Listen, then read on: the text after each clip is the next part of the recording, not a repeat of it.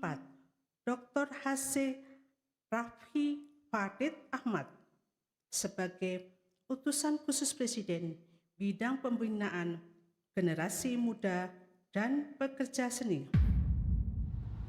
Oke, ini masih seputar polemik gelar HC-nya Raffi Ahmad gitu ya, karena itu kan dicantumkan pada saat pemanggilan gitu kan disebut. Sementara kalau menurut informasi yang aku dapatkan, lembaganya sendiri tidak terdaftar di Dikti gitu ya. Itu gimana sih? Kok gimana sih? Ibu baca kenapa nanya ke Kalau saya? dapat jabatan itu emang harus punya gelar dokter dulu. Jadi gitu, gini, bukan kalau sih? buat saya, kan Raffi diberi kan. Kalau Iya, diberi iya. masa harus nolak Iya, gitu benar. kan.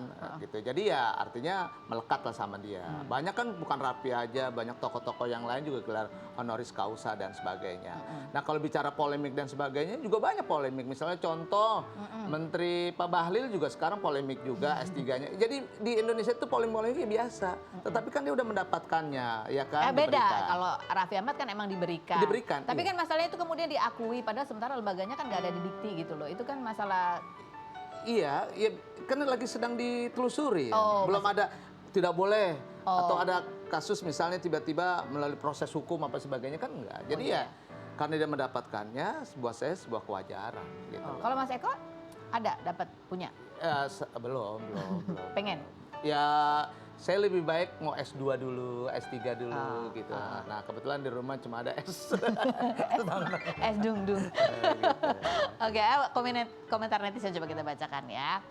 Oh, yang kemarin tiba-tiba bilang kuliah lulus dapat gelar tuh buat ini baru nyambung gitu. Ada yang menduga gitu ya. Karena orang mungkin tidak paham mengenai dokter yang gelar doktor sama dokter honoris causa gitu ya. Dokter honoris causa itu kan kayak sebuah gelar penghargaan aja. Tanpa harus kuliah lebih dahulu gitu ya, karena dianggap memiliki kontribusi gitu nggak sih? Benar, memiliki kontribusi terhadap di bidangnya.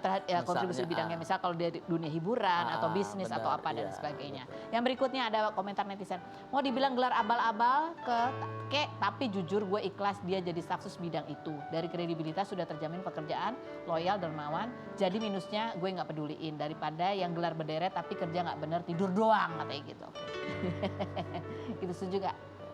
Tapi kalau misalnya nih menjadi pokoknya menjadi penyelenggara negara atau anggota dewan, menurut Mas Eko perlu nggak sih orang tuh sekolah bener dapat gelar juga gitu? Oh iya dong, harus. Mengupdate itu kan harus. Dia harus mendapatkan ilmu sebanyak-banyaknya gitu ya. Dia harus membuka, makanya ada yang namanya maaf gitu ya, kunjungan kerja. Biar mereka dapat ini loh, apa namanya? Wawasan. Perbandingan, wawasan dan sebagainya. Kunjungan ke kerja ke luar negeri, ke dalam negeri itu dalam rangka itu gitu.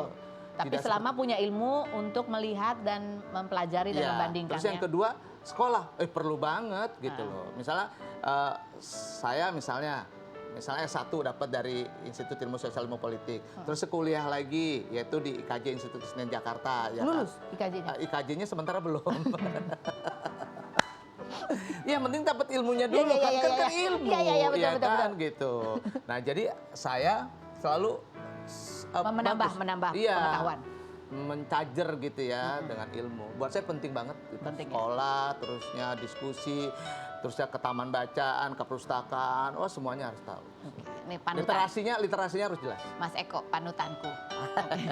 Baik, ini berikut kita mau wawancara ada Nadia Mustika dan juga suaminya Iqbal Rosadi yang kemarin kita mau tanya seperti apa sih kesan-kesannya mendampingi istri melahirkan selama 12 jam. Kita lihat dulu profil mereka berikut ini. Nadia Mustika, selebgram kelahiran 2000 ini pernah menikah dengan Rizky D.A. melalui proses ta'aruf pada 2020, namun sebulan kemudian ditalak dan sempat rujuk hingga 3 bulan kemudian resmi bercerai pada 2021. Perempuan asal Bandung yang menikah lagi dengan Iqbal Rosadi pada 2023 setelah dikenalkan oleh Larissa Chow, kakak iparnya, hingga menjalin hubungan selama 3 bulan ini diduga netizen rumah tangganya sempat bermasalah karena kedapatan menghapus foto bersama sang suami, namun ia mengaku mengarsipkannya lantaran sedang merapihkan Instagramnya. 20 Agustus kemarin, Nadia melahirkan anak keduanya bernama Siren Davinia Rosadi dan proses persalinannya berlangsung selama 12 jam yang selama proses kontraksi ditemani oleh sang suami, namun saat sang bayi keluar, Iqbal keluar ruangan karena takut melihat darah hingga kembali masuk untuk melakukan azan. Benarkah sejak hamil, Iqbal sudah menceritakan kekhawatirannya yang tidak bisa menemani Nadia sepenuhnya? Saksikan kisah selengkapnya hanya di Rumpi No Secret. Kita sudah bersama dengan Nadia dan juga Iqbal. Kamu berdiri dulu, berdiri. Coba berdiri, ya. Hadap samping. Sini ya. Ampun. Ini anak dua loh ya, nggak kelihatan ya dia. Langsung kembali lempeng ya, Bu. Iya. Diapain aja sih? Gak diapa-apain. Olahraga ya.